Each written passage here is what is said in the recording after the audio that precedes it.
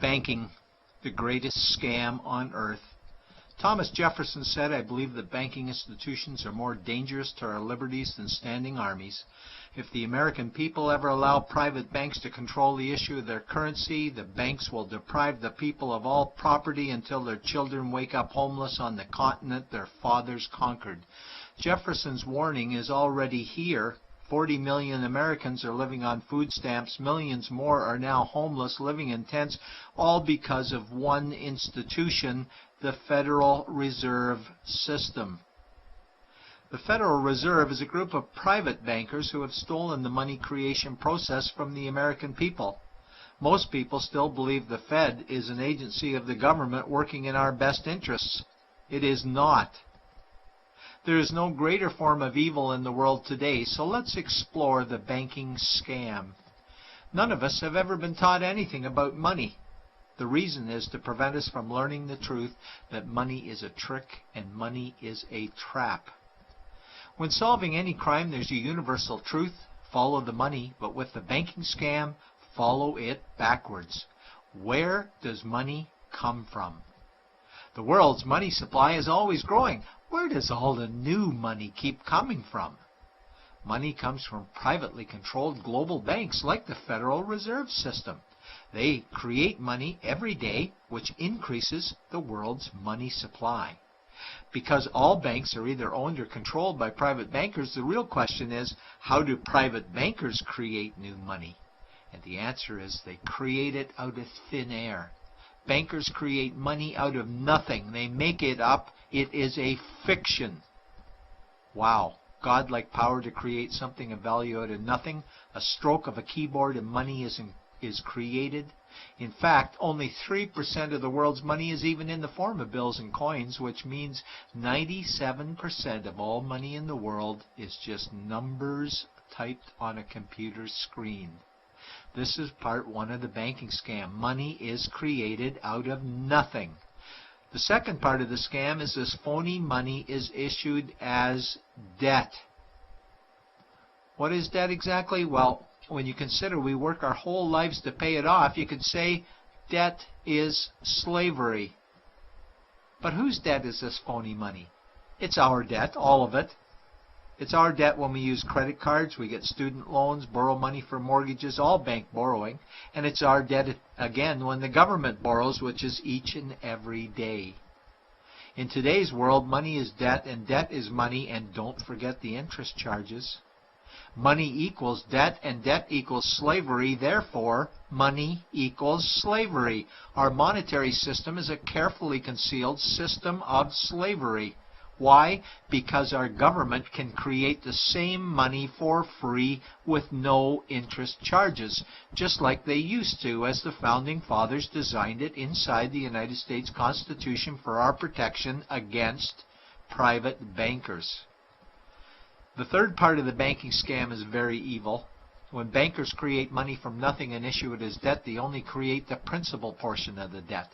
They do not create the money for the future interest payments.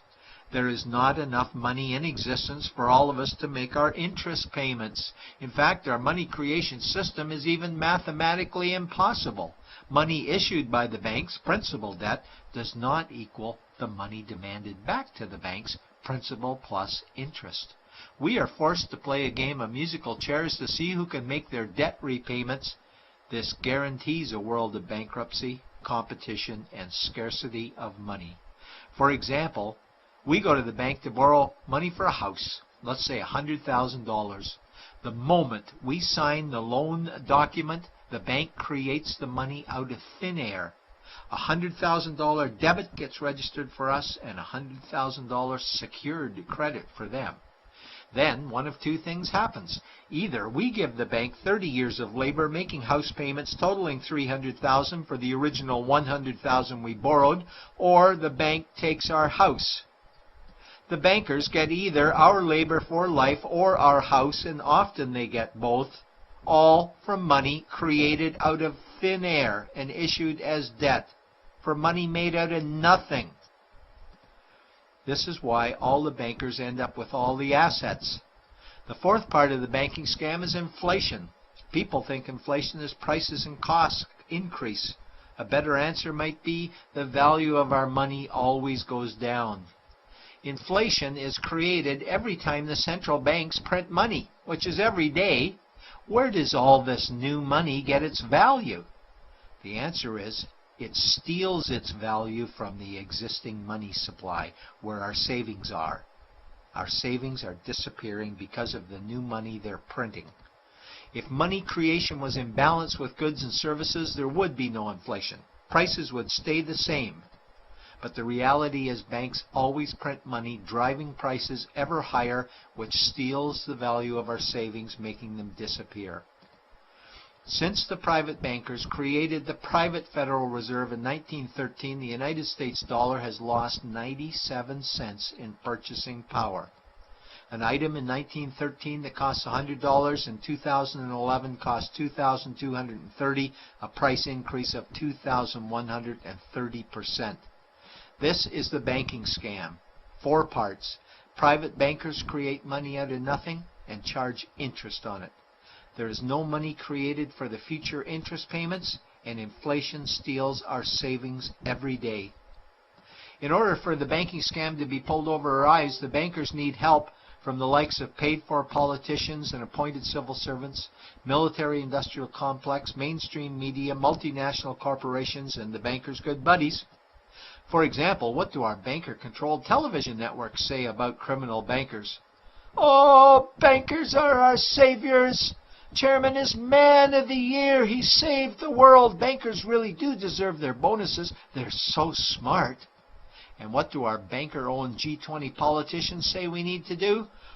That we must save our banking system, and now we need austerity measures, like increasing existing taxes and bringing in new taxes, cutting our social programs, including education and health care, stealing from our pension plans while increasing the retirement age, keeping us working for more years at lower wages while placing our children and grandchildren in debt and servitude for their future lives. We are being lied to that we must go deeper in debt for bailouts, stimulus packages, quantitative easing, saving the too-big-to-fail banks, credit easing, currency interventions, all names that mean the same thing: more debt to us. Is it not strange that the solution to too much debt is always more debt to us?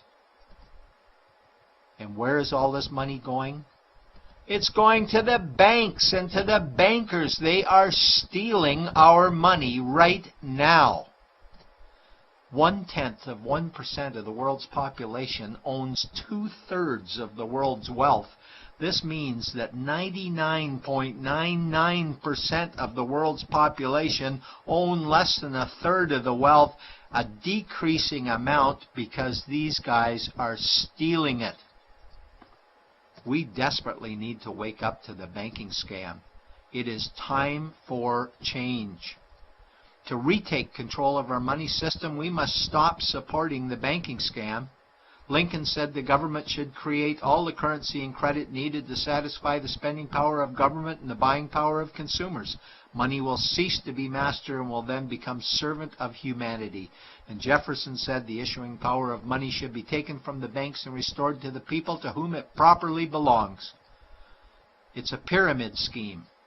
And we, the people, are the bottom layers of the banking pyramid. Without our support, the banking scam collapses. We have to do it ourselves. Wake up, get active, wake others. Remove our money from the bank. Buy gold and silver coins. Get out of debt. Rip up your credit cards. These actions will bring down the banking scam. Only vote for politicians who support debt-free money, or run for office yourself, and turn off mainstream media to search for the truth while you still can, and support every effort to end the Federal Reserve System and all the privately owned central banks. Let's bring these criminals to justice to get our money and our countries back before it's too late.